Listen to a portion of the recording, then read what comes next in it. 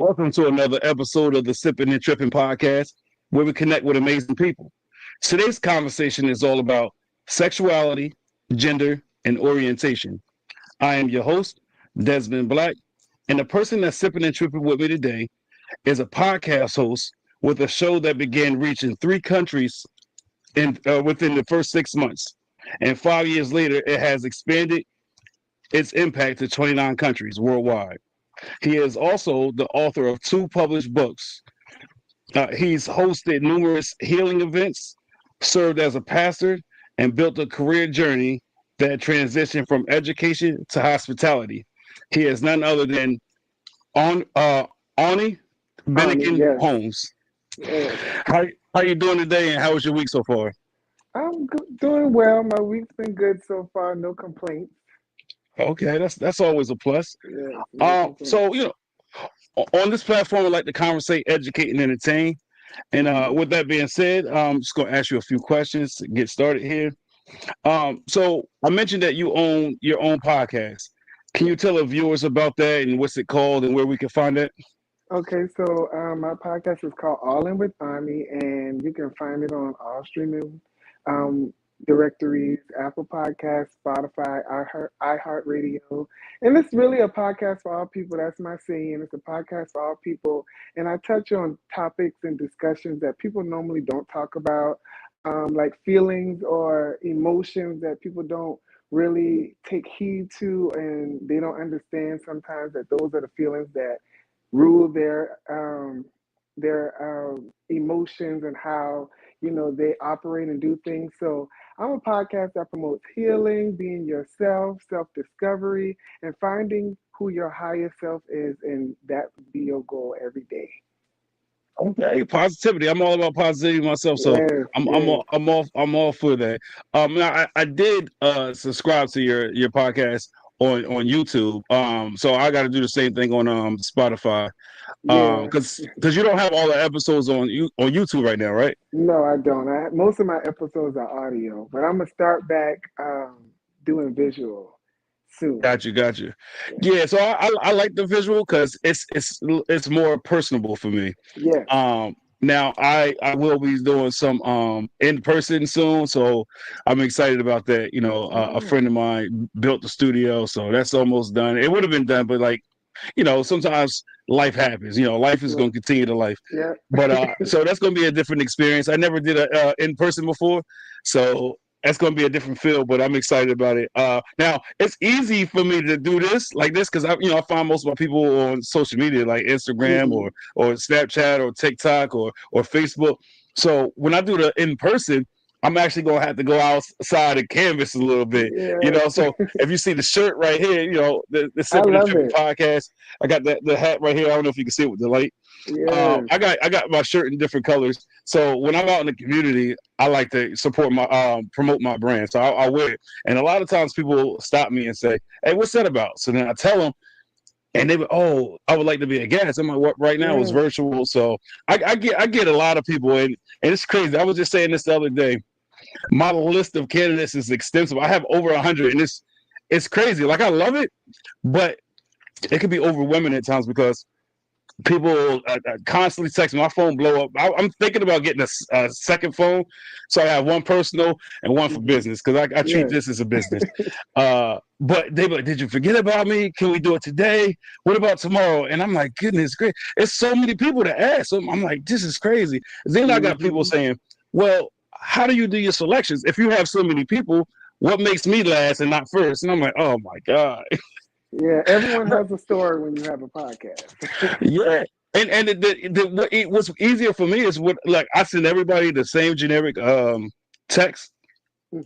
and it's basically like a first come first serve type of thing. Like Hmm. if you say I'm available this day and we talking, I book it. Yep. So somebody else come along, they ask for that day. I'm like, oh, I already got one going on. Like I don't have availability. So what I have to do is because I know I've been a guest on a couple of podcasts.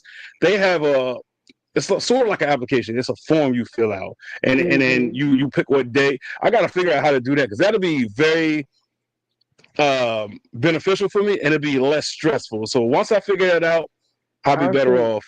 I'll send you the information. It's pretty Also, easy. Oh, okay. So you do that? Yes. Okay, that's good. That's what's up. See, that's what's I like this. Networking is, Yeah. is key, man. Getting out Of there and being course. able to converse with people is everything.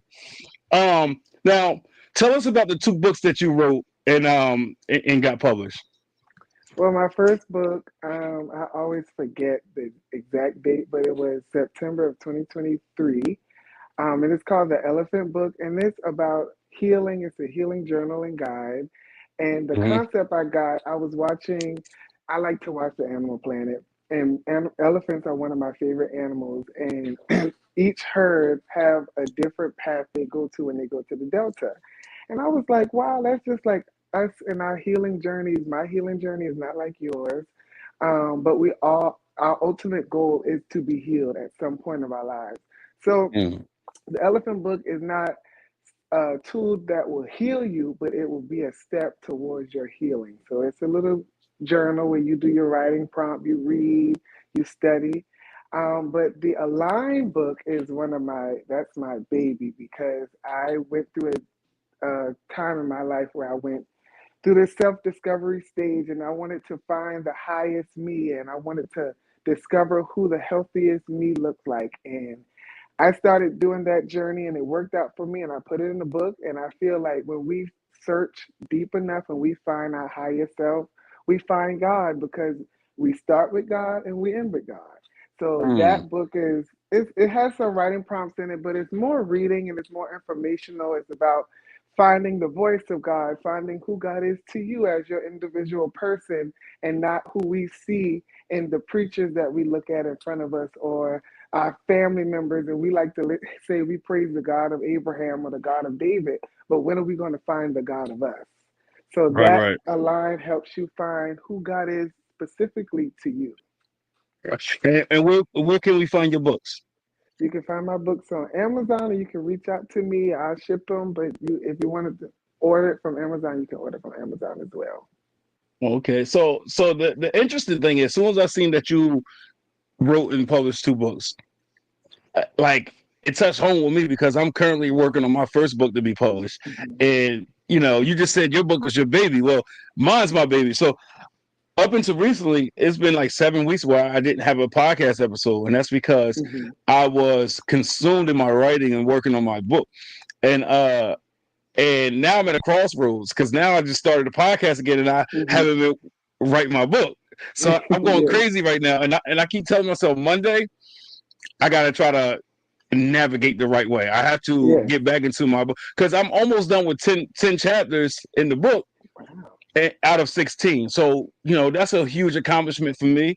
And it'll be a big blessing, a big feat for me once it's completed. Yes. Um, Now, when I say I almost got 10 chapters done, a lot of people tell me I'm crazy. So, what I did, I have four that's 100% complete. Then the other Mhm. six, they're almost done. And so Mhm. I should have been doing chapter one, and that's how I start off. But then I had ideas for other chapters, so I started doing that. So I'm like, I'm this close to finishing the other six. So like I have a I plan get in it. my head. That's like, That's how my brain works. That's how my brain works. So I started so when I was writing my last book, Align. I yeah, literally changed the book concept 3 times. I was finished at one point, and then I had a whole nother idea. So I just kind of like erased all of that, started from scratch, and now right. you have what you have. Yes. And is it crazy that I'm not even finished my first book, and I got all these ideas on my next one. Now, this is the crazy thing. My first one, the one I'm writing now, it's my autobiography. So that's a Mm, little, it's different. It's not like, hmm. and the way my brain works, I'm already thinking about, okay, outside of autobiography, because I Hmm. like challenges. So I'm like, I want to write like a murder mystery or a romance. I think I'll probably Wow. try my hand in a romance novel. Because I've been with a lot of women and I've Hmm. been around a lot of women. So I think a romance book would suit me well. So That that's a would be challenge for nice. me if I can do that. So Yes. and what I think I'll do is I'll tie in past relationships with obviously change the names, maybe keep the abbreviation, not abbreviation, the initials, and Hmm. use that to help me along because that's what happens in my autobiography. Like it's my life, so it's like nobody Hmm. know my life like I know it, and Hmm. I in my book I dive deep. Like I'm talking about how I felt devalue, dehumanize, about abandonment issues, like my thought process in certain moments in my life. So it's just easier that way. Definitely not crazy life. It's a writer's mental. I appreciate you, Caitlin. Yeah, she's right.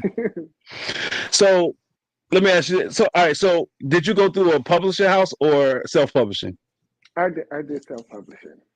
Okay, so that's the thing. So I never knew. I said this on a podcast a couple of days ago. I never knew that you know they charge you so much to get your own book published. It's my work, my hard, my blood, sweat, and tears. And the first publishing house I talked to, they was like $10,000. I said, for what?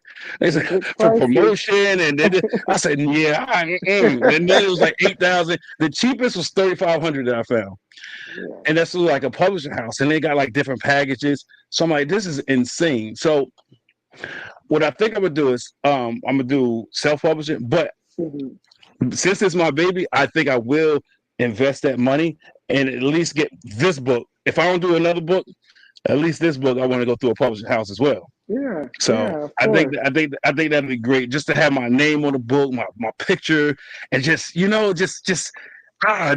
to be so, that's a success right there, and just be like, I did that. So that's where I'm at with feeling. Yes, it's a good feeling. So okay, sticking with the book, what are some of your highs and lows during your writing process? My highs will be when things are coming to me like this, and my mind is jogging. And those low moments are when I get writer's block or creator's block. And it's typically because I push myself too much and too far. And now I'm kind of like trying to find, something to put in there when I really just need to take the time to kind of like sit back and chill and regain some thought. So those are my low moments when I'm kind of like having that writer's block and I can't figure out what I want to talk about next or where I want to go. Right. And and that's the crazy thing, because I haven't had like writer's block yet, but I had something similar. So what I noticed, like I said, I jumped from chapter to chapter. I'm like, this sounds familiar. I think I mentioned this in another chapter. So now instead of me going according to my the path I wanted to go on, like okay, this day I'm gonna work on this. Now I'm backtracking because I'm going back into another chapter just to see. And I'm like, I mentioned this, or I said it but worded it differently. So now I got to take things out, and that's it takes a lot on you. It takes a lot, and people don't know that. People think it's just about pen to pad. Nah.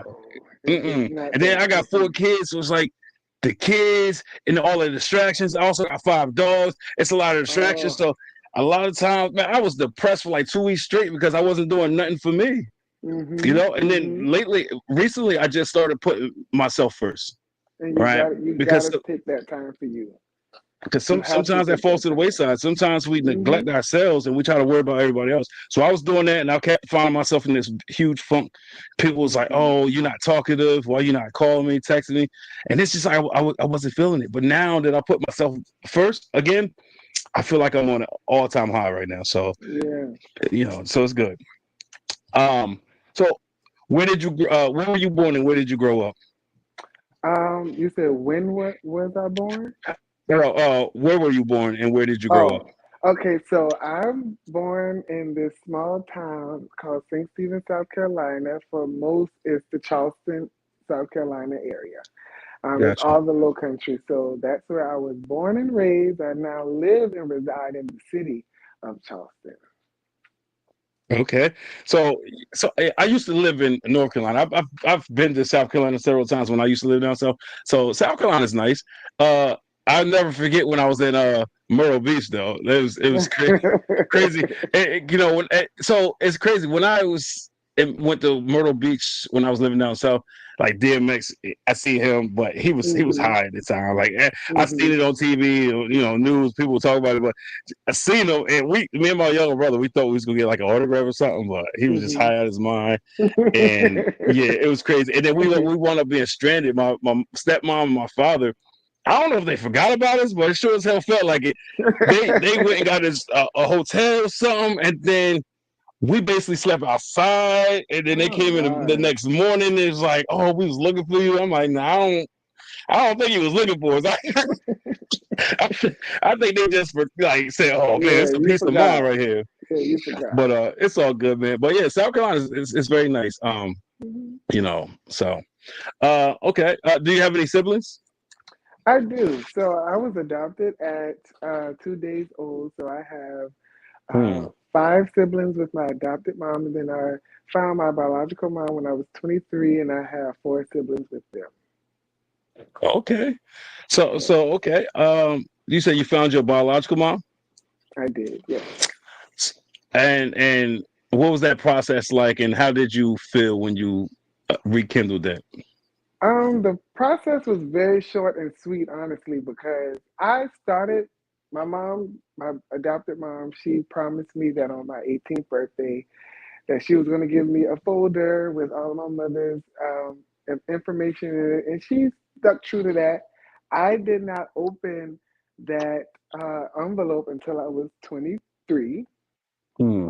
and I was with my now husband. He was then my boyfriend, and we were going through all the files, and they wiped out a lot of my biological family's names, and they left like certain letters in their names that weren't. It was very like a puzzle type thing. Right. And I went in the bank. Literally, it took an hour. I went in the bank and I came back, and my husband said, "I found your biological mom." And he grew up in the same church with two of my siblings. So that night I met my biological sister, and the next day I met the rest of my family. And it was such a great experience. It was a surreal experience because I never thought that something like that would happen to me. That was a big prayer that I've been praying since I was like 10 years old. So it's Hmm. like, wow, I'm finally getting what I prayed for. And then when I met my biological mom, I found out that we are so much alike. We look just, I mean, we're like twins. If you see her, Right. you see Right. me. But and the process was good, and still keeping that great relationship with my adopted mom, because that is one of my favorite ladies out there. She's my girl. Hey, mama, if you watching. No, I like that. That's good. That's powerful, man. My mom pain in my ass, but I love her to death, though. The relationship I have with my mom is it's like none other. Like from the outside looking in, people will be like, "What is happening right now?" But Yeah, she'd tell you she loved me, and I tell you I love her. So it's just yeah. it's that love hate. That's my It's girl. like oil and water. Yeah, she definitely the homie. Yeah, she's one of the Um, girls. so what do you do for a living? Well, I've my career was in childcare and education, and now I'm transitioning out of childcare into hospitality because these it's a new breed of kids. I've been doing Mm. childcare for the last 10 years, and now I'm like trying to venture out and branch out to something new because these kids, whew, they're different. Yeah. They're different. Ain't that Yeah. the truth? I know. Like I said, I got four. I got four, and it's just not just that. It's like the kids that they want to be around. Or, the kids they go to school with. It's just different. It's like a lot of It's things different. acceptable these days that wasn't Yeah. back in the day when I was growing up. Like Hmm. nowadays these kids. I'm saying like shit. Like 6 years old, 7 years old, their parents allow them to curse and use all this vulgarity. It's crazy. Yeah, that's kind of beyond me. I would never. That's what that's what I'm saying. Yeah. My son be like, well, two of my kids they be cursing him. What you say? Oh, it's slip. I'm like, nah, that should never slip. Like, you know what I'm saying? And it's crazy. I got my 2 year old. He's starting to pick up on that. Like the other day, I thought I was dreaming. I had to pinch myself, and then I had to double back and pinch myself a second time. I was talking to him, and he said, fuck up, shut the fuck up." He 2 years old. Oh, I was like, nah, this ain't real life. yeah. It's These like, kids, and it's bad when you out in public and they do it, and people look at you like, "What is happening over there?" now you look like the bad parent. Yeah. Yeah, and then you don't want to. Everything's built on perception, so you don't want to yell at them in front of people. You Right, just give them like right. a fake smile. You might grab them, like pinch them just a little bit. Like, look, you need to calm Right. down. That Yes. shit crazy. Um, so you mentioned that you're married. How long have you been married? Um, April will be 6 years. 6 years. Okay, that's Yeah, good. So yeah. you are definitely moving in the right direction. And it's the first time you've been married? Yes, first time I've been married. She said these kids ain't kids. They're not I, kids. They're not kids. she said, They're they monsters. monsters. Yes. Yeah, Yes, they yeah, are. just especially when they think they can beat you. You know, I'll Yeah. beat you up. Oh, you It's lucky. yeah. I'm lucky. What? They They definitely come get out the testy. womb knowing things. They know things now. That's It's just true. I swear, I think my 2 year gonna be a genius. Like yeah. the things that he was doing, and like before he was one, I was like, I asked the doctor, I'm like, is this normal? I mean, I wouldn't say it's normal, I, uncommon. I'm like, I guess.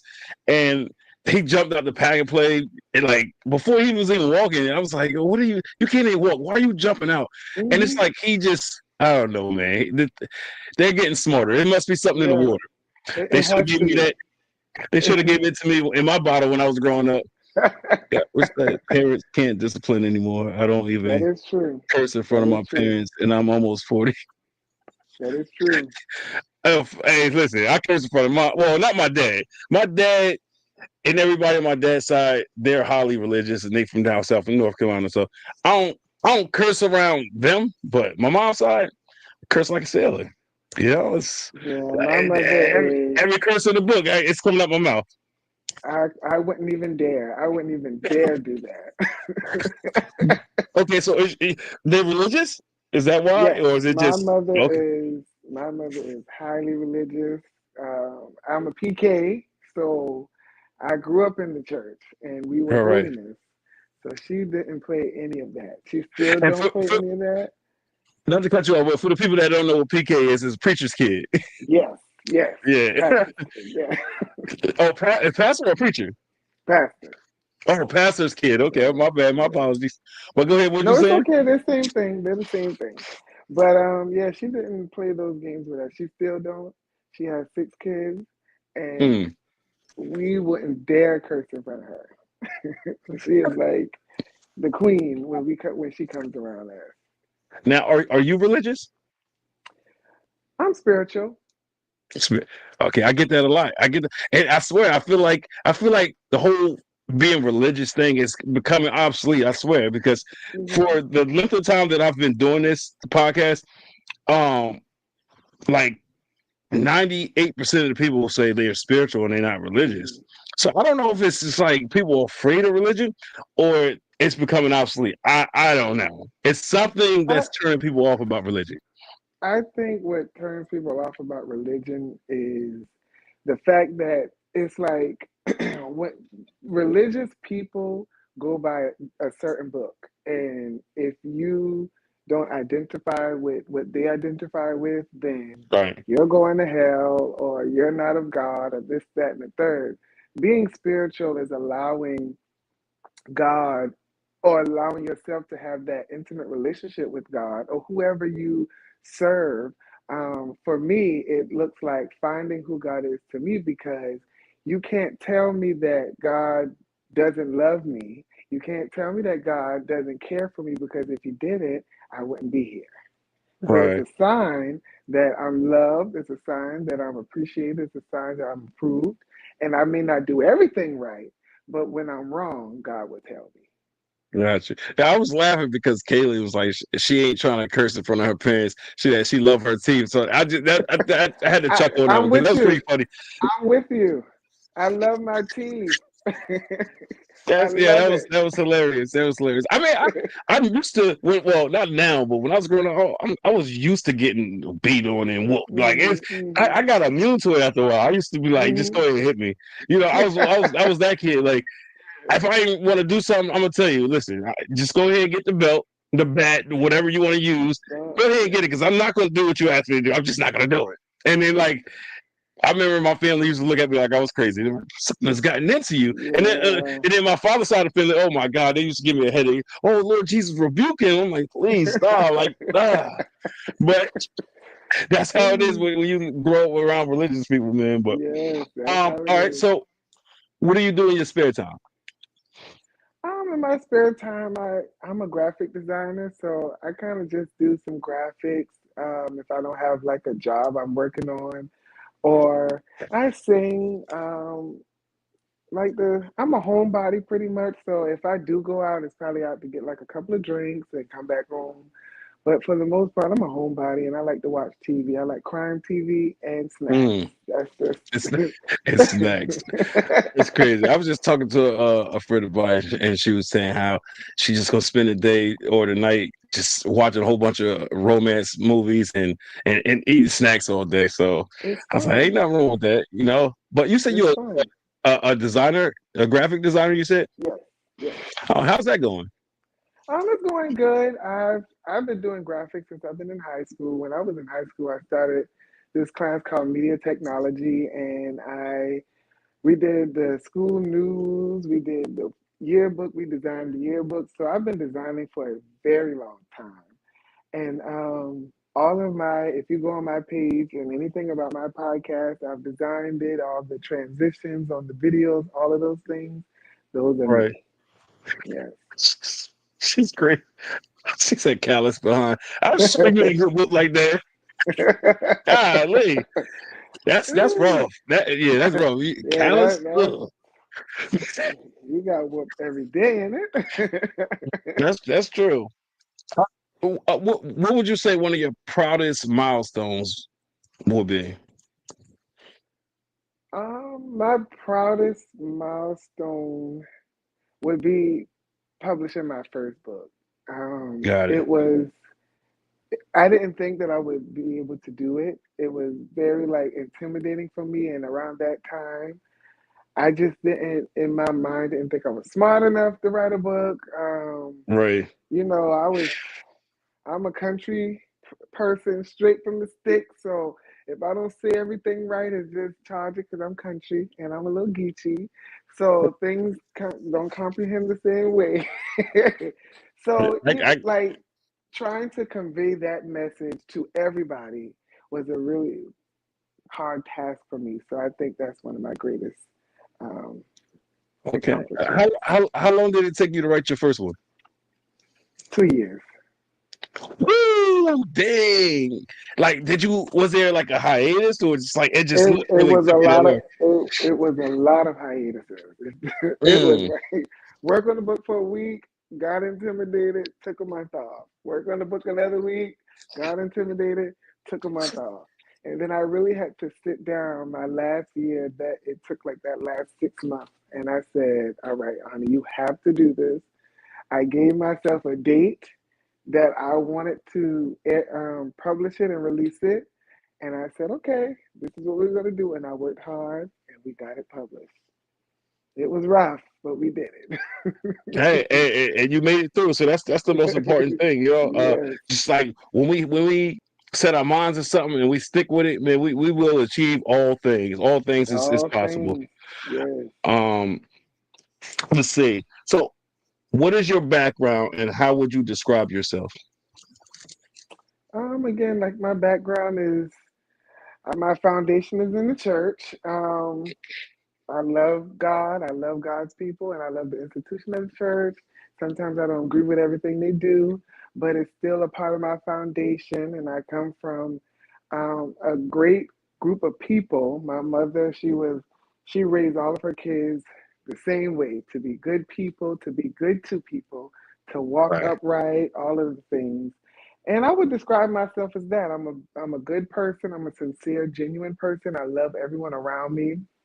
I'm big on connections. I'm big on, um, I don't tolerate people, but I accept people for who they are. And I work with people a lot. So I'm just a person that loves people. I love myself. I express myself as I choose. And I don't think that my sexuality, I don't think that how I express myself define who I am, but it's just a Mm, piece of me that you get to experience. So I'm not as open as I am, I'm still a little closed off about certain things, but that's just when right. I choose to release it. But I'm just a person that I'm a chill person. I love people. I'm a creative. I do creative things. I produce great things, and I walk in greatness.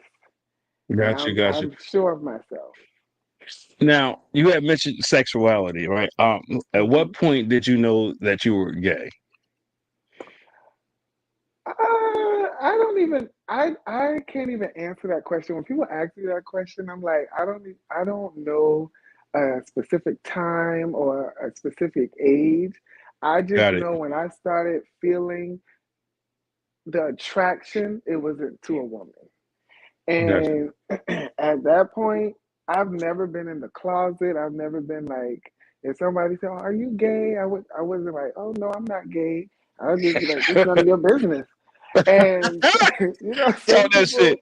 yeah, it's none of your business. So I mean, what if I'm gay? So I was always like that radical person, even back in the day. Like if they asked me, "Honey, are you gay?" That's none of your business. I don't want to have sex with you, so why would you ask me that? Like, and then I had to learn, some people are just acquiring because of my mannerism, and I am on the feminine side. So then I would have to start saying yeah or nay. But if I did not feel like you were worthy of that information, I wouldn't give it to you. Got you. Now, who was the first person you told, and what was their reaction? I told my sister, I told my sister that I was gay, and she looked at me and she said, "Oh, wow, thanks for telling me," and went on with her business. I was like, It's she as didn't if, even care. like, oh, we knew. It's like, we're not even, I don't even know why you told me this. And that's the energy it gave. Like, I don't know why you told me that. But I Right, felt safe enough to tell her because we were like, well, we still are, but we were like this. right. Now, Yeah. because of that response, did it make you feel a little bit more comfortable and relieved to talk about it more to other people? Um, no.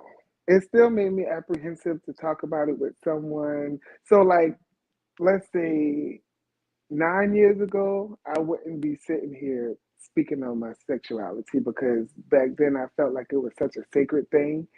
But Right. then I realized that I was too hiding in some closet in my mind. Like I would express myself however I wanted to express myself, but actually saying to myself and to anybody else that I'm gay, it really didn't hit home for me until I got in my marriage and I met my husband.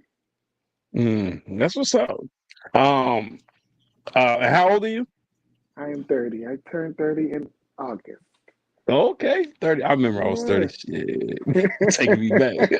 I mean, I don't look my age, so I'm good. You don't. I mean, a couple people told me, I mean, they give me some outrageous numbers like 45. I'm like, come on, I don't look 45. Stop. Let's not age me here. Yeah, don't Now, do that. have you ever been with a woman? Like in a romantic relationship? Yes.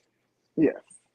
Oh, you have? Okay. Yeah, I Okay. tried it. I tried it. I did. So, so if you don't mind me asking, so when you say you tried it, was this like around the time that you said, okay, I'm attracted to guys, and then it was a curiosity, like, let me try a woman, or was the woman just way before all of that? Well, no, it was my family saying, hey, listen, you need a wife. I Hmm. don't know what you got going on, but you need a wife. And I started going to I left my home church and I Right. started going to another church. And the pastor of that church, she tried to exercise me and all of the things. And they made me create a Christian Mingle account. This is the first time I've ever spoke about this publicly. They made me create a Christian Mingle account. I created the Christian Mingle account. The girl that I saw was the first black girl that I see on the thing, Right. and I messaged her, and that's who I decided to be my girlfriend. And we went strong for a little while. We did, and it got to a place where I told her, I said, "Listen, girl, I'm gay." Right. And she said, "I'm gay too." And I'm Ah, like, "Okay, well." and that's crazy how that worked out. Like what? That's some Right, movie shit. You see that shit in the right. movie, like in real life. You're like, how does that even happen? Like Yes, on Christian Mingle, y'all just so happen to bump into each other and crazy, crazy. But her family was doing the same thing with her as well. So right. So and that's crazy. You can't really whoop people into shape when it comes to stuff like that, correct. or beat something into somebody. Right? It's just like religion. Like a lot of times I tell people that's one of the main reasons why I'm not religious because you can't force that on somebody. Right? And like growing up, like it was like forced, and it was like a lot of coercion and bribery. Oh, if you go to church Hmm. 6 times, I'll give you a car. Because that's what my father did to Hmm. me. Go 6 consecutive times, I get your car. So the Yeah. first time I went to church, I was all the way in the back pew with a pillow, went to sleep. He was like, that don't count. You got to stand in the front. Went in the front, laid down, went to sleep. That don't count. You got to clap. So you know what I did? 6 weeks came. That's what I you ain't was getting no car. doing. I'm like, where my car at? He's like, nah, you wasn't enthusiastic about it. I'm like, that wasn't part of the deal. So I went, I was fake as all hell. And he bought the car. It was in the yard. First of all, I was mad. He got me a, this was, what year was this? This was like the year 2000. I was in high Mhm. school. And he bought me a 1989 Dodge Colt. I was like, what is this? They don't even make that anymore. I'm like, what is this from the 80s? Are you serious? And the stick shift, because I hated stick shifts, but he always used to say, girls drive manuals, right? Like men drive stick shifts, so you know. So I'm like, so that's why I'm able to drive one. I don't like it though, because it's the constant shifting. It's annoying. Hmm. But then I was like, can I get the keys? He wouldn't give me the keys. Nah, you gotta go to church 4 more times. I'm like, why you keep adding on to the What? deal? Right. So eventually, like when he be at work, I was out there driving it. No registration, no insurance. I ain't care. So then he found out about it, and then we just bump heads all the time. But that's what he used to do. If you do this, I give you $500. I kid you not. Okay. He told me if I went for 2 weeks straight, right? Because it's different, like down south. I don't know if it's down south or it's just my family, but my Hmm. family go like 3 times a week, and they'll go like it's a job. They'll go for 8 hours straight without a break, and I'm Yes, like, that's yes. insane. So he's like, if you do that for 2 weeks, I kid you not, my father was like, I give you $1,000. Okay. Went to church, he never paid me. I say nah. And I Oh remember the one man. day it was Sunday. He's like, get ready. I ain't doing it. And then we wound up getting this fight. It wasn't pretty. But so Caitlin said her son was 13 when he came out. Oh Uh wow. and, yeah. So I mean, see, that's another thing. At 13, you know, I don't know. I feel like at 13, you're too young to know what your sexuality is. That's just my opinion. Yeah. What do you think? You like at 13, do you think that it's you still have to all right, do you think you need to grow into into yourself more before you make that decision? Or is Um, it just a feeling that you have? I think it's a feeling that you have now. I do think that I don't put age limit on anything unless Mm, it's when we talk about transitioning, and that's a whole topic for a whole nother right, podcast. But I think when when they start feeling those feelings, I right, think it's best as a parent to support that, not push them to do anything sexually, because that feeling isn't just a sexual feeling. It's like what you're attracted to. It has nothing to do with sex sometimes. So I think that when we get to as parents, when we get to like having children that are different or they want to express themselves at a certain way, I think it's contingent upon their maturity, where they are in their mind. And if you're 16 years old and you're on a 13-year-old level, I think you need to think about something else before you think about what you're attracted to. We need to regain your mind a little bit. But I think right, it's the contingent upon the maturity of the child. right. So, Yeah. okay. Now I want to touch on this real quick because you said you think we should or parents should be supportive, but not necessarily push them to engage in sexual things. But do you not think that if we are supportive in that manner, that's also being supportive of? Because if you're saying it's okay, if you're saying go and be you and be free and live free, isn't that the same thing as saying go ahead and do those things? Because it's like hand in hand. I feel like. I think it's how you communicate with your children. So for me, if my child was to come to me and say, "Hey, I'm gay or I'm bisexual, I'm lesbian," okay, I support whatever decision you make for your life. But right now, you got school to focus on. So it's we call it in childcare, the childcare world, redirecting. It's not a Redirecting. no, but it's a not right now. Like, okay, yeah, we can acknowledge that that's what you're Right. feeling. I'm going to support you and let you know that I love you regardless. But right now, you're 13, you're 14, you're 15, you got school. If you find your little boyfriend, listen, you better be careful out there. We not doing that, and if they do, because they're not going to be with us 100% of the time, but if they do, have that talk with them. It's good to be open. I wish my mother was open with me when it comes to the sexual world, and that's the Right. spectrum at large. So I wish my mom had the birds and the bees conversation with me. She didn't have that with me. Right. You bet not be doing it. I know that. So it's Right. Right. so Right. Right. I think now the new age of children who are coming out saying they're gay, bisexual, trans, all of those things, they have understanding parents because they grew up in the era where it was kind of frowned upon, but it was kind of accepted. Like, oh, you see Right. more of it, and now we're in a world where you walk out and you see a gay person standing there. You see a lesbian right there. You see a trans right here. It's all on the TVs. So now you have to Hmm. further educate your kids. And people who don't want to educate their kids, even if their kids don't identify as gay, bi, or trans, it's good to educate them in that area so they'll know you don't treat them differently. You don't treat anybody differently. You will treat them the same way you would treat your friends, even if you don't agree or even if that's not your cup of tea. Got you. Now, Kayla said, I think she was basically piggybacking off what you were saying. If I'm wrong, correct me, Kayla. But she said, not in this world though.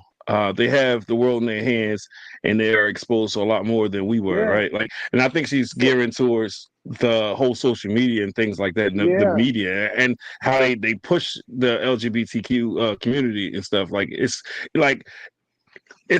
I believe you love who you love and be who you are, but I do think that the way the media portrays it is a little excessive, in my opinion. That's just me.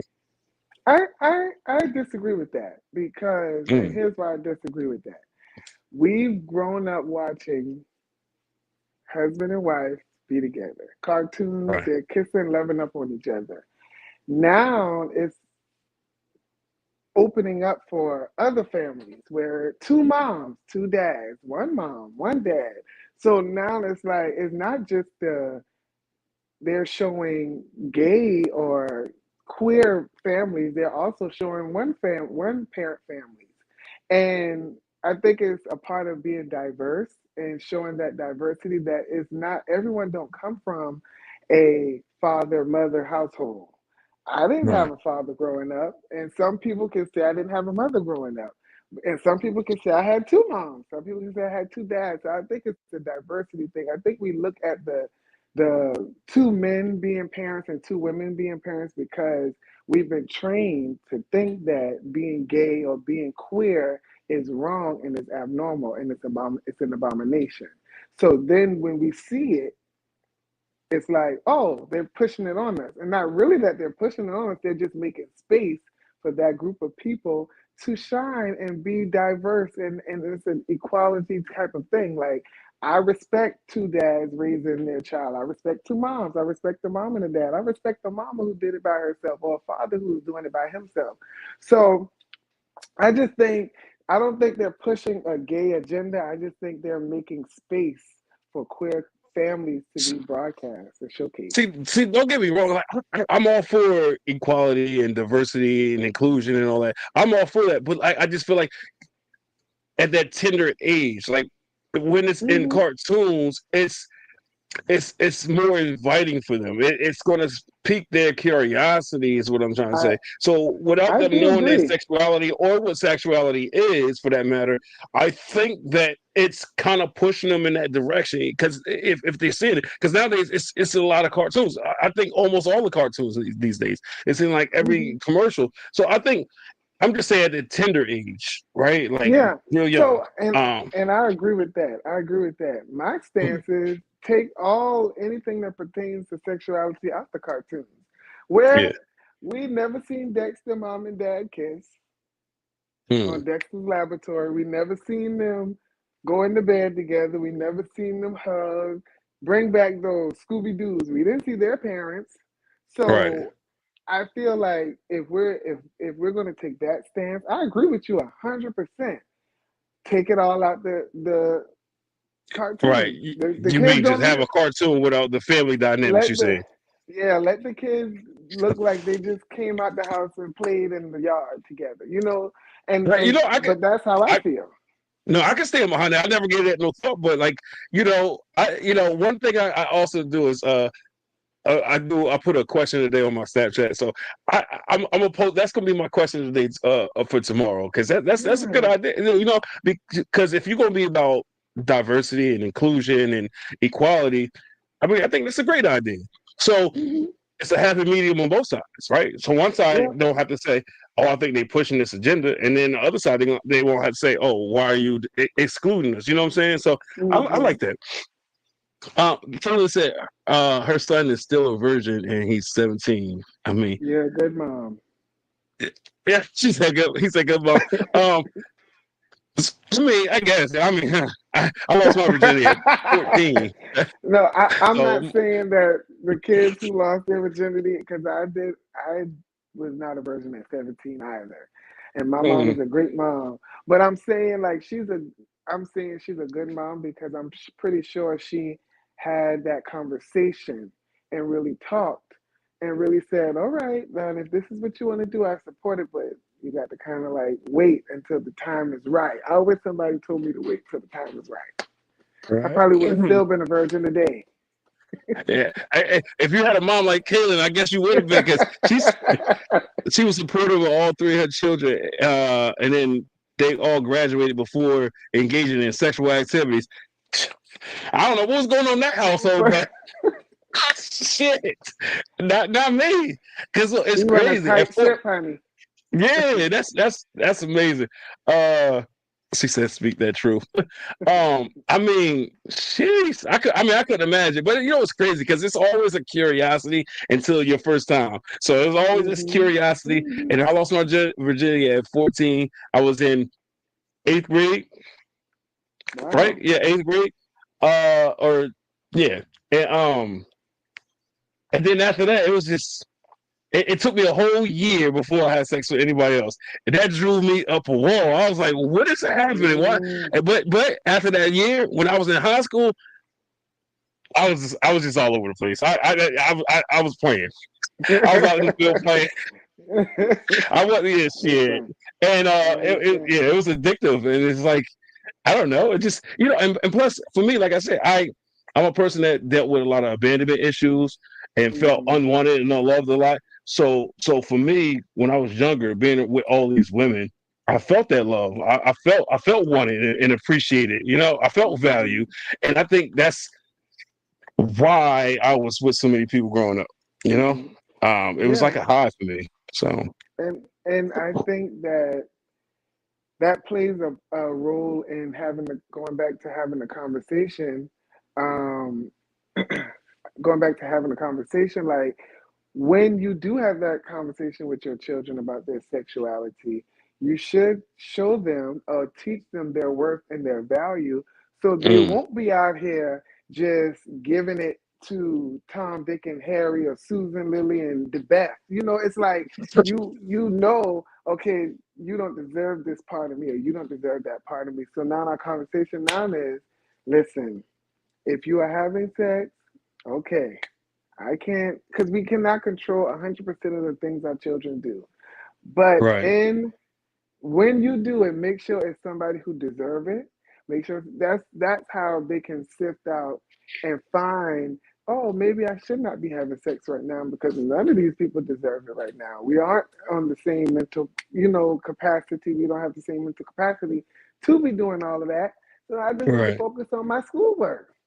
Right. And you know what's I crazy? wish I I'm focused not gonna on my sit here. schoolwork. I'm not gonna sit here and lie and say I wish that you could do things differently because all the sex that I had is like it was meaningful and it serves It made you purpose. who you are. Exactly. So I'm not saying I would take it back, but I think that is good to teach your kids. Like I always say when I have a daughter now, but I always say when I have a daughter, those are the things that I would teach my daughters. I wouldn't teach my sons. Like it's gonna sound bad, but a lot of fathers say this. They son come home and say, "I got somebody pregnant." We give them a high five, like, "Good job. You ain't catch the STD, did you?" No. All right. Well, good Mm-mm. job. Now you got to step up and be a man, right? But a daughter, on the other hand, from a father's perspective, hell no. I don't even want my daughter dating. And I know every man say that, but it's like I got some time before I have to worry about that. So that's my saving grace right now. But no, no, I don't even want somebody to say, "Oh, she pretty." I mean, what you say? Because mainly, and this is what I mean. Why it's good to teach you both genders. I know how I was growing up with all Mhm, these girls. You know what I'm saying? And mhm, I don't want my mhm. daughter to be. Not saying I'm a bad guy. That's not what I'm saying. No, But I don't want. I want my daughter to you be had with a your guy ways. that's because it was all about a number at a young age. You know what I'm saying? As I got Mhm, older, then I say, all right, I want more than that. Right? I get mhm, more. I've been telling a lot of people that sex is just moments. Right? I get more out of holding a great conversation with somebody. Once I have your mhm, mind, I have everything. And once I have your mind, mhm, sex is going to fall in place anyways. I never over mhm. pursue sex or anything because I feel like I'm a great guy, I'm a fun guy, and I feel like that's going to come regardless. You know, Right. so yeah, I just don't want my daughter to be with a guy that only think about one thing and she come crying. Now she wouldn't come to me. She'll go to mom because that's what daughters do. They go to mom. Mhm, But I will have to hear it secondhand, and I'll be furious. Like what he did? What? mhm, Because mhm, I feel like for a woman, right? Your body is your temple, and you supposed to mhm. cherish that. Now it's crazy. It's going to sound from coming from somebody that's been with a lot of women. Like I hate it when a woman made me wait. I hate it. I hate it when they played the hard to get, and it's like, oh no, I value myself. I hated it, but I appreciate it, and I value them even more when they did do that, Yeah. Mhm, right? And I looked at them through a different lens, right? As opposed to these other ones, it was like, I'm just gonna give it to you, and mhm. it's crazy because now I'm older. I said that's how I felt. I still feel that way, but like I'm older now, and I feel like grown people do grown Mhm. things. So They do. to the women that be like, oh well, you can't say you appreciate it more, but you expect me to give it up to you. I'm like, no, we grown at the end of the day. If the vibe and chemistry is there, why not? We both want the same Right. thing. Why not? So people are so quick to throw out titles, man, and I hate titles. I really do. Yeah. Um, Let me see. So, why do you think straight men are afraid to be in touch with their feminine? I think they feel like it makes them look less of a man. And I that's the answer. They feel like they're less of a man if they Mm, show any softness because you've been taught that a man, they don't cry, boys don't cry. They teach you that when you're a little boy. Boys don't cry. Boys don't do this. Boys don't do that. So now you built this hard exterior, and now you're a right, 30-year-old, 40-year-old, 50-year-old narcissist trying to find your way because you've been taught that you cannot feel or you should not feel. right, And it's not, I don't think it's like a feminine energy. I just think it's the softness of your feelings, like knowing how to express your feelings, knowing what you're feeling in that moment, and knowing how to articulate that. But growing up, you weren't able to articulate that. So now you built this hard exterior. right, Nobody can talk to you. Nobody can say anything to you. Nobody can ask you how you feeling. You just got all of these emotions built up, and then when you burst, you burst. You have these big moments, and then you go back and start bottling up again. And then when you're full, you burst it again, and then bad things happen. right. So, what was I say? So, all right. So, I had this debate and this argument with my older brother all the time. Like he got a podcast as well. It's called From the Battle Mm-hmm. to the Glory.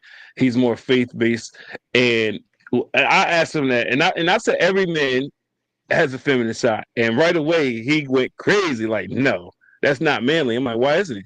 Right? Because every man, right? At the end of the day, we're still human.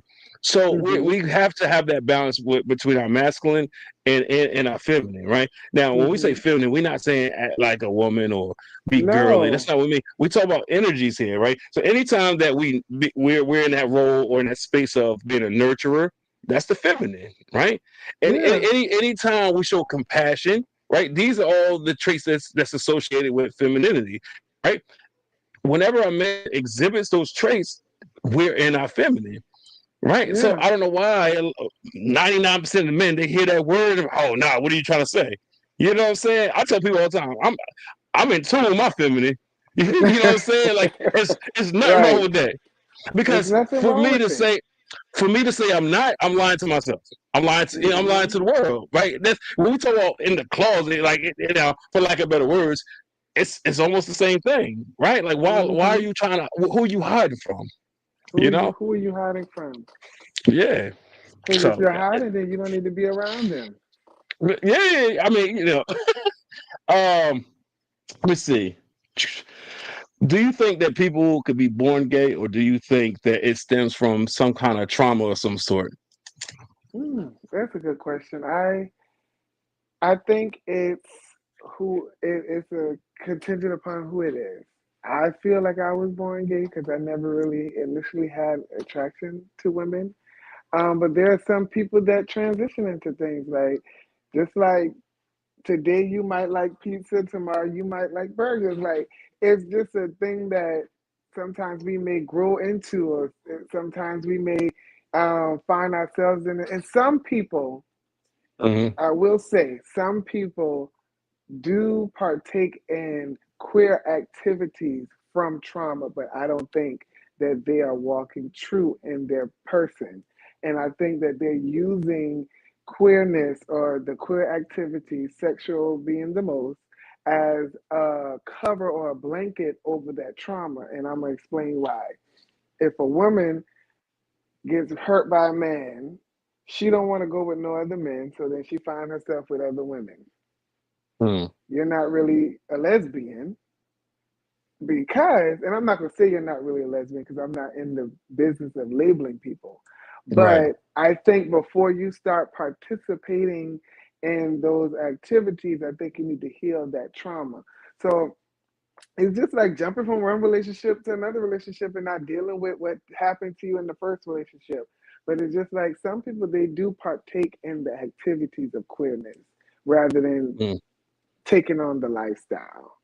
Got you. Now, before I say what I was going to say, your husband's name is Cedric. Yes. Oh, he was watching. That's why. It Oh, lets me know. okay. Like, so yeah, I seen it pop up. I was like, okay, the same last name, cool. Now, I mean, see, for me, I'm not sure. I don't think that somebody could be born gay, right? Okay. I just think because you know how they say a baby's born like brain dead, like they don't know Hmm. right from wrong. They don't even know who they are as a person. So I don't, you know, I think when it comes to that, it comes from what they're exposed to or what they're always around. I feel like, or if it's not that, maybe they've been touched or molested by somebody. I think that's where it comes from. As far as being coming out the wound and being gay, I don't see that being a thing. I mean, I could be wrong, but I just don't see it. So that's why when I knew we was doing this podcast, I was like, let me ask you, get your perspective because yeah, I'm all about thought provoking conversations and stuff. So Yeah.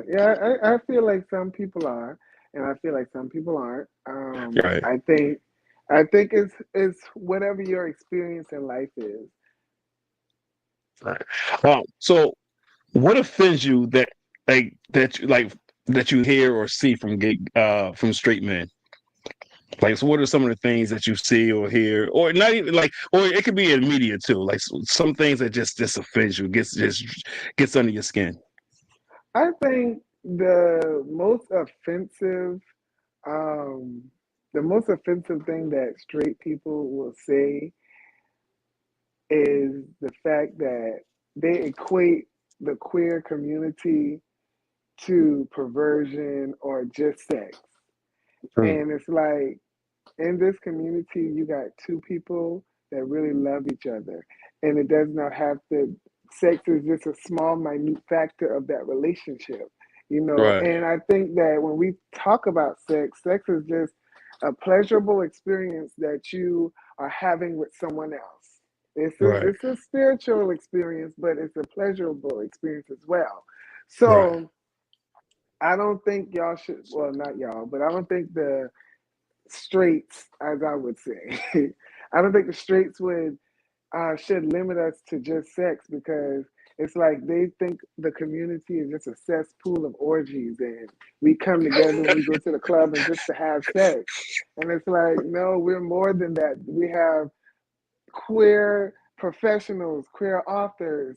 We have queer people who are really in charge, queer business owners, like people who are beneficial to the community, but because you see their queerness, they have no service to you. Now you can't get what you really need because the right, person that you need it from is queer, right, and right, you think they want to have sex with you. And I honestly sometimes don't like the fact that guys would think that automatically, if we're in the same room and we lock eyes, that I want you. right. I don't. I just looked at you. You just so happen to look at me. Hi, hey, how you doing? And I'm gonna move Right. on. To be fair though, it's I wouldn't look at it just because as a gay man like that's a straight man just be like, oh, he wants me, because we do the same thing with women. Women look at us, Hmm. we talk to our boys like, yeah, she want me, I'm gonna get that one. You know what I'm saying? So it's just a manly thing, I think. I see.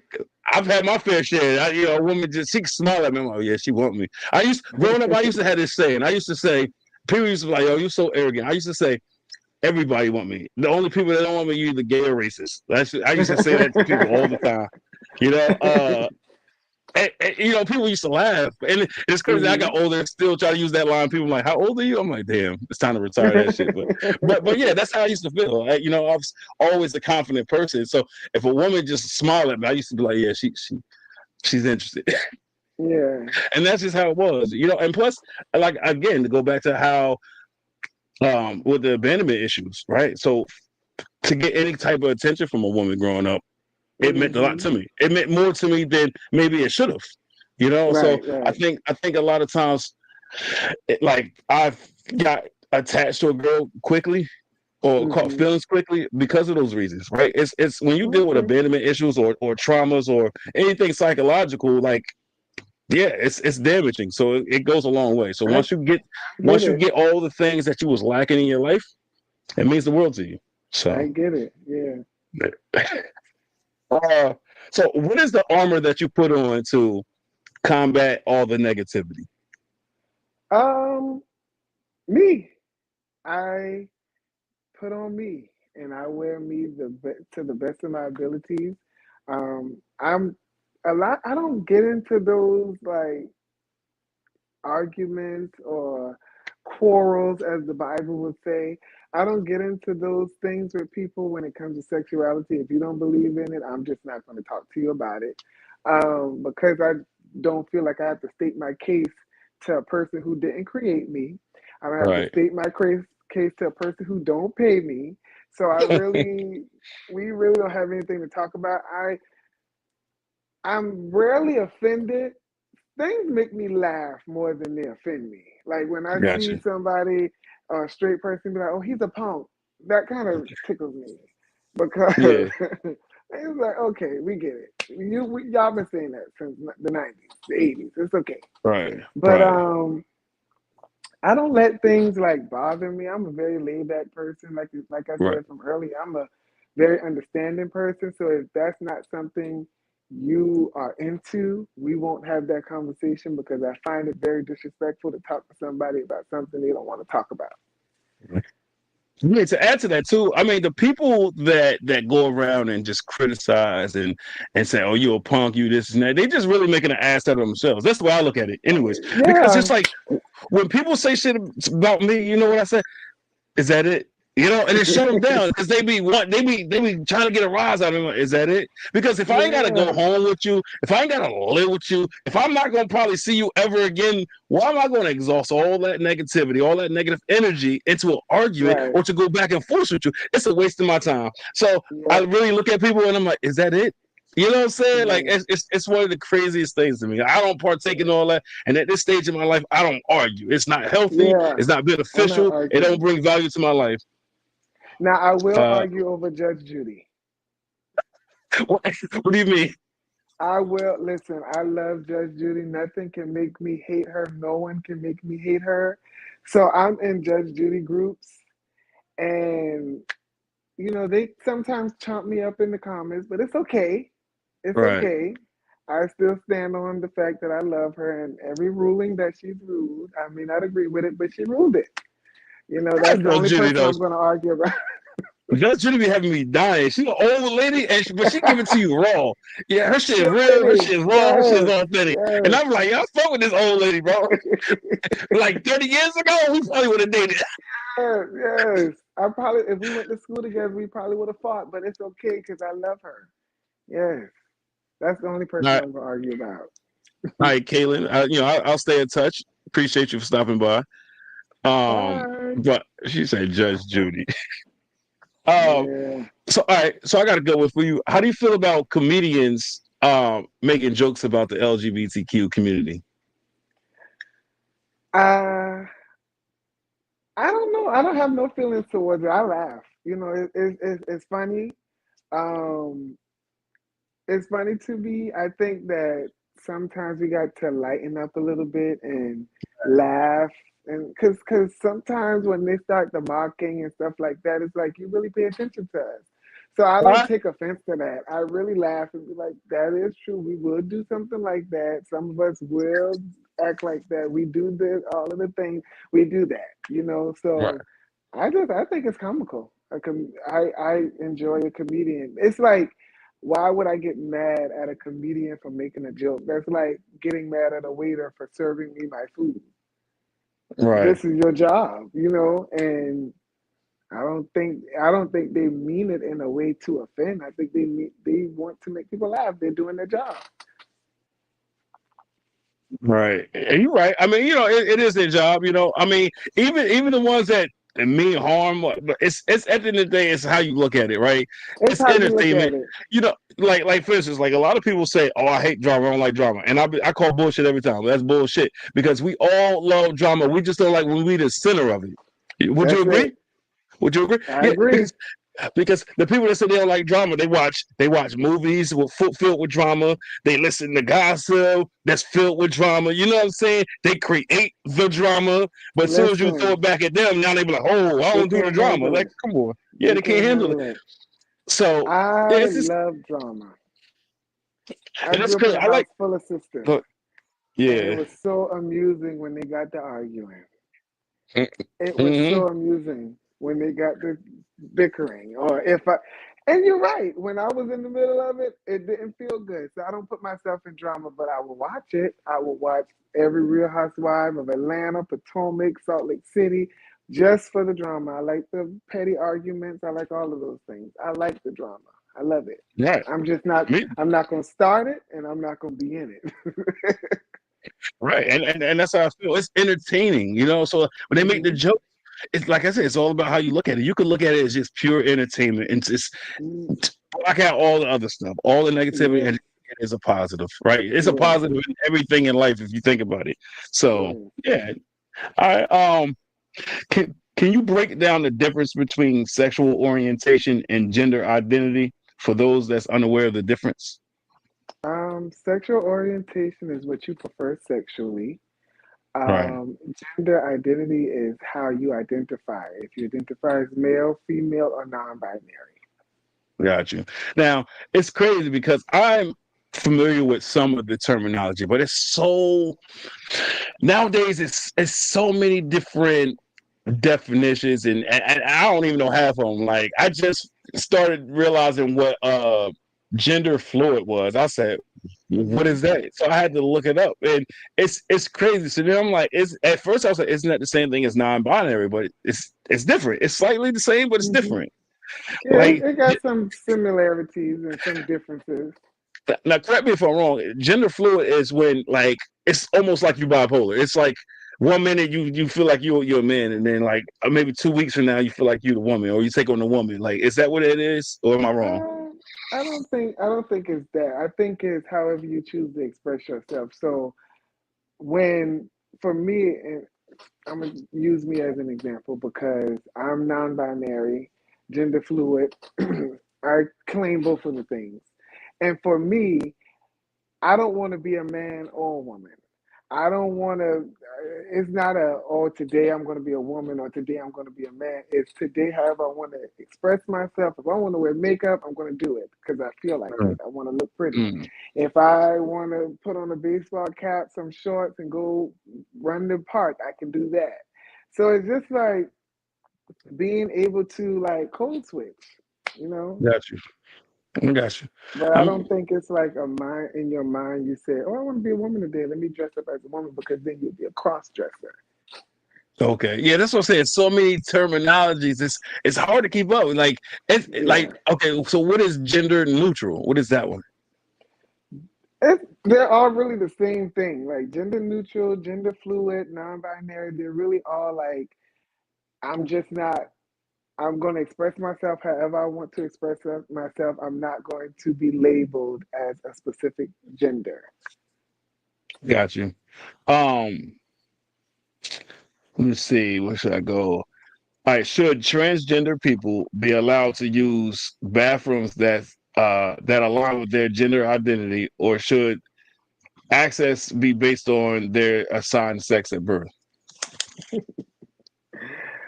In your opinion, I know Uh, you said that's well earlier on. You was like that's for like another podcast, but it, like it, it, it is, that's a but hot topic. A lot of people ask that question. that is a great question. A lot of people ask the question, and I get chew up for my answer, but I'm gonna answer it because Oh, I stand on what I believe in. I don't think that a trans person should go into a woman's bathroom if they're trans woman or trans man. I think it should be bathrooms specifically for trans people to take okay, away that, oh, you a man, you're not supposed to be in here. right, Because now you got like when that happens, you open the sector up for people to call us pedophiles. And when you got a little wait, girl in the bathroom, okay, yeah, you have a little girl in the bath. And when I say us, I'm speaking as a for the as a community, community. yes, So you got a little girl in the bathroom. You got a trans woman who's 6 foot. She comes in the bathroom. You're her father.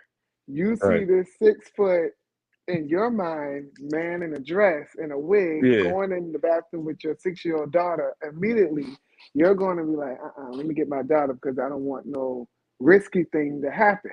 right, So right, right, to right. eliminate all of that, I feel like well, public places should have a bathroom specifically for the trans community. Now I'm glad you said it because I nobody you don't never hear anybody talk about that. We always No, say like, oh, whatever you were at birth, that's the bathroom you should go in. But up until you said that, I never heard anybody suggest that or say that should be a thing. But that's a good idea. So now hmm, do you alleviate all the BS right now? You make yeah, it a bathroom just for just like they have our family bathrooms. Why not have it right. for trans people? I mean Why that got to why work. not have it? Yeah. But so okay, so to add to that, so you said bathroom specific for trans. So is that if you was born a man but you identify as a woman and vice versa, y'all share the same bathroom, or trans man, trans woman like separate bathrooms? Which one are you saying? No, I think it should be one bathroom because they're all trans. Yeah, So, and I'm not just like throwing them all together. If that is something that company wants to do, like to separate the sexes, then that's fine. But for me, if I had a company or if I had a little business that required a bathroom, I would have a gender neutral bathroom or gender fluid got it. bathroom. Got it. rather than a trans woman or a trans man bathroom, you know. So I think because they go in the bathroom together, they're going to do what they do, come out. But you're not gonna fuss. I'm if I was a trans woman or a trans man, I'm not gonna fuss about going in the bathroom with a trans woman or a trans man because we're both trans. You get what I'm saying? Right. Yeah. Okay. And So, no one's gonna fuss but about me.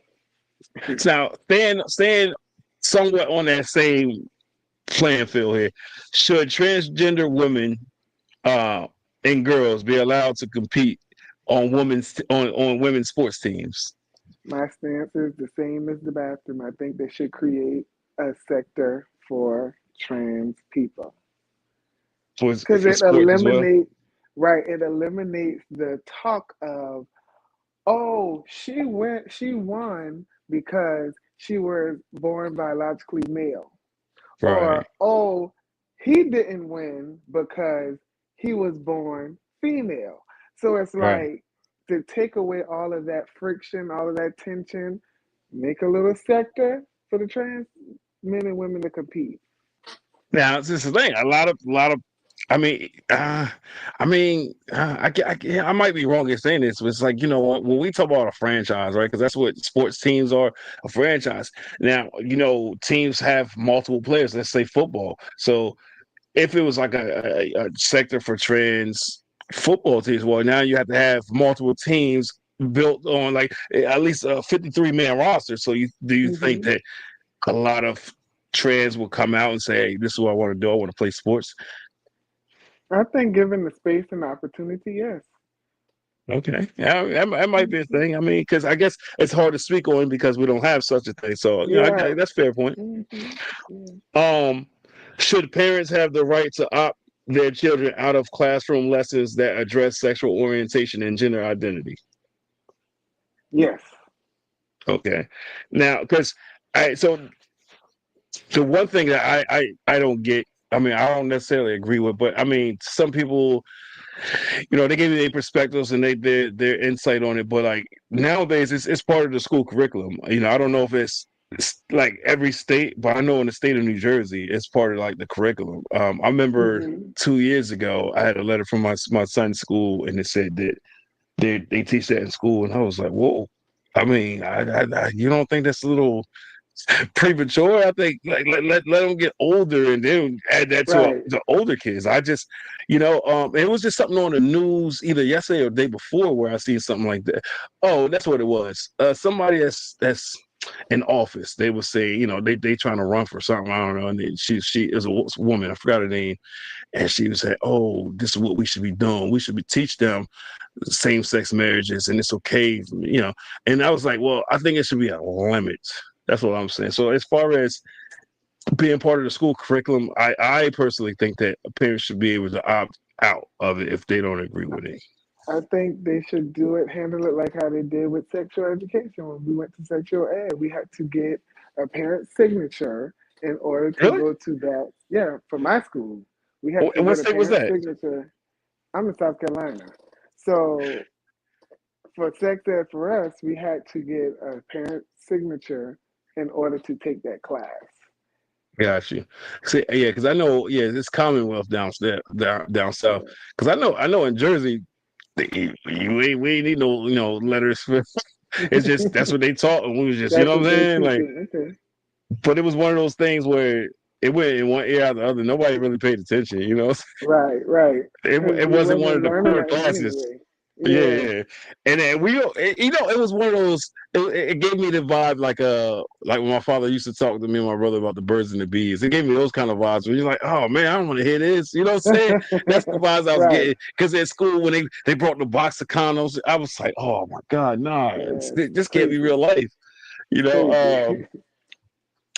at what age, if any, is it appropriate to introduce LGBTQ topics in the public school curriculum, in your opinion? In the schools, I think when their mind is matured enough. So I'm saying like junior high, high school. Okay. I So like don't. 14, 15, Yeah, 14, kind of 15. around that age because I don't want my 6-year-old to be learning about sex, period. Whether Right. it's LGBT or heterosexuality. I don't want my child to know anything about sex at 6 years old. But when they're growing up and they're developing and those feelings start to come, then we cultivate it. So, yes, when you're 14, 15, learn about it because you need to learn about it. Right. Okay. So, But okay, don't, here's another good. Go ahead. You but said don't what? as parents, don't let the school be the only teacher of that thing either. Yeah, I mean that's fair because a lot of times that's fair. I mean, I know a lot of families, a lot of parents. That's a topic they're afraid to even discuss with their kids. Right? Mm-hmm. They don't want to Right, open those doors. They don't want other people to right, teach it to them. But they don't want to be the first ones either. Like it's just one of right. those weird things. Like, Mm-hmm. I told my oldest, "Oh, we're gonna have a conversation," and I ain't even saying what kind of conversation, but I guess he here in school. I guess he said, "Dad, no, we ain't gotta have this. I'm a kid. I know I'm a man, but you're not a man yet. He 11, but he likes to say he a man. But he right away he knew what I was talking about. I'm like, it's coming Mm-hmm. eventually because kids telling each other. So his brother, his 5-year-old brother, told me he kissed this girl, and And, it's crazy because as a father, as a man, first thing I was like, "Damn, that's my boy." But then I'm like, "Hold up, Mm-hmm. nah, you too old, you too young for that, bro." Like, what you mean? Mm-hmm. What kind of kiss? You know what I'm saying? And I'm like, "Nah, I don't want you thinking like that right now because there's other things you need to focus on." Right, So I right, had that conversation with him, like, focus on the important things. That's not important. right. And sometimes kids get ahead of themselves. He tried to tell me something like, "Isn't it important to have a family and pay bills?" I forgot how he worded it. Pay bills, and you come together and something he said, and I was like, "Well, that is important, but not at your age." You know what I'm saying? Right, So not right now. somebody at his age, right, in his mind, he's like, "Well, that don't make sense. How's it important when you say it's important or half the time?" And I'm like, "Listen, man, we Mm-hmm. ain't having this conversation. Just the girls Mm-hmm. thing. It's okay to look at them and like them, but the whole dating thing, and he Not can't right even hold a now. conversation." I look at his Right. phone. I'm like, "This is what they talk about." Like, Yeah, it's your mind not hilarious. developed. Um, where is the line between protecting religious freedom and preventing discrimination against LGBTQ people? Can you give me that question again? Okay, so you know how a lot of religious people say, like, it's forbidden according to like the Bible and all that stuff. So I was like, where's the line between protecting religious freedom, right, Mm-hmm. and offending LGBTQ people? I Like, think the line is really just coming out right, telling somebody that they're going to hell because of what they like. I right, think that when we speak about freedom, sometimes we're not always free, and that's even with the religious people too. Like you're bound by this way of thinking, and right, nobody is saying we don't know what's right or wrong. We would only right, know when we stand before our Creator. So when we start that, oh, you're wrong, or you're going to hell, or you're abomination, this, that, and the third, da, da, da, da, it's just like it gets to a place where you are doing more harm than you are doing good. And got you. that's the line. When your words are cutting and destroying and stealing people's joy, peace, happiness, all those things because of your way of thinking. Right. Okay, I got you. So but I should have asked you this earlier. I said he, right? I know you say you non-binary. Do you like is he okay, or how do you like to be addressed? So my pronouns are they, them, Awny, or friend. But I say this to my mom, I will always be her son. To my sisters and brothers, I will always be their brother. So, Gotcha. I don't deprive them of, that because I feel like in our community, we in our mind say, oh, I want to be trans or oh, I want to be called this.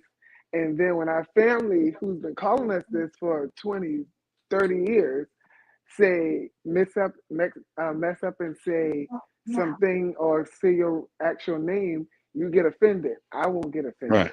My mom will always call me her son. I will always be her son.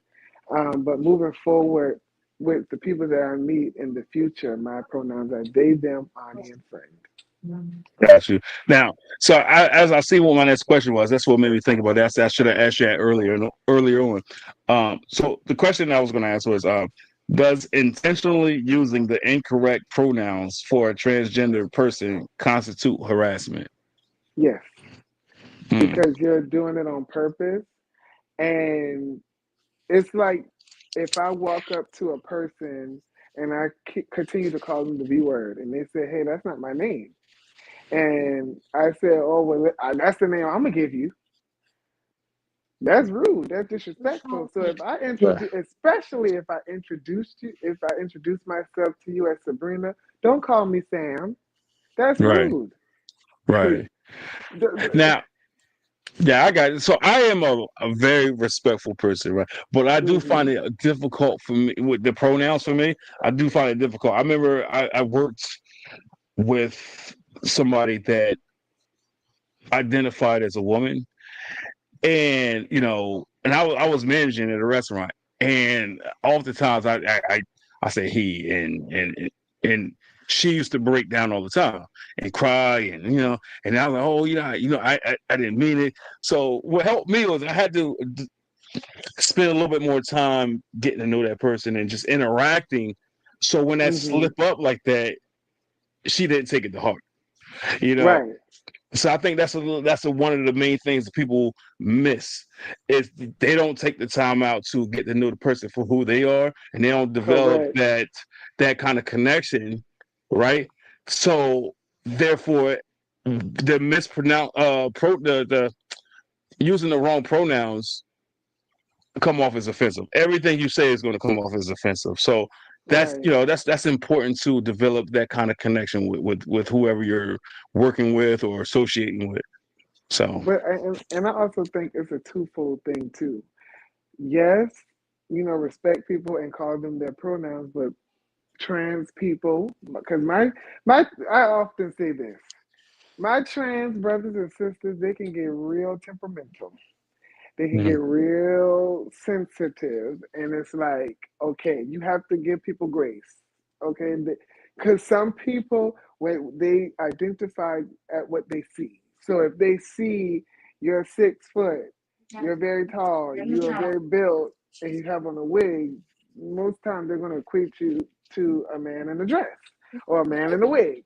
So I think we have to give grace too to the people who are learning, because you will know the people who are learning and are trying to learn from the people who are just outright being disrespectful.